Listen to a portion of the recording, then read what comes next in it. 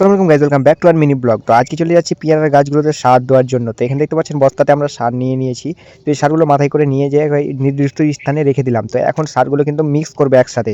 তো এখানে দেখতে পাচ্ছেন এগুলো হলো ডিএপি এবং কিছু পরিমাণ পটাশ। তো এই পটাশ আর ডিএপি কিন্তু একসাথে মিশ্রিত করে কিন্তু গাছের গোড়াতে দিতে হবে। আরও কিছু পরিমাণ বিষ আছে, তো সেইগুলো আমি আপনাদের দেখাচ্ছি। তো এখন সম্পূর্ণ বস্তা কিন্তু এখানে ঢেলে নিতে হবে একটা পলিথিনের ওপরে, যাতে ভালো করে ফ্যাট করানো যায়। তো এখানে দেখতে পাচ্ছেন বস্তাটা সুন্দর করে কিন্তু আজরে নিলাম। তো এখন দেখতে পাচ্ছেন সব কিছু ঢেলে বের করে নিলাম। এই পলিথিনটা দেওয়ার একমাত্র কারণ পানিতে যেন এগুলো নষ্ট না হয়, ওই জন্য কিন্তু এই পলিথিনটা দেয় ভিতরে। তো দেখতে পাচ্ছেন এখানে পলিথিনটা করার পর এখন কিন্তু আমাদের সারটা ওপরে কিন্তু ভালো করে মিশানো হয়ে গেছে। তো এখন এটা দেখতে পাচ্ছেন এগুলো কিন্তু আরও 2 রকম দিয়ে দিলাম। তো এগুলো অনেকটা বালুর রকম, তো দেখতে পাচ্ছেন এখানে। তো এইভাবে করে কিন্তু দিয়ে দিলাম। তো এখন এগুলোকে কিন্তু ভালো করে ফ্যাট করে নিতে হবে একসাথে। তো দেখতে পাচ্ছেন এখানে কীভাবে করে মিশ্রিত করতে হচ্ছে। তো এরকম করে মোটামুটি 2 বার করে মিশ্রিত করতে হবে, তারপর এইরকম করে কিন্তু হয়ে যাবে।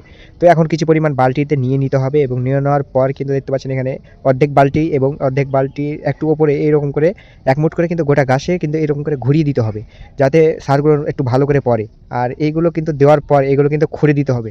তো এইভাবে করে খুঁড়ে দিতে হবে যাতে মাটির সাথে মিশে যায়। পরে পানি দিলে এগুলো কিন্তু মিশে যাবে। তো আশা করি তোমাদের ব্লগটা ভালো লেগেছে। ভালো লাগলে চ্যানেলটা ফলো এবং ভিডিও শেয়ার করে দেখাবে পরে ব্লগে।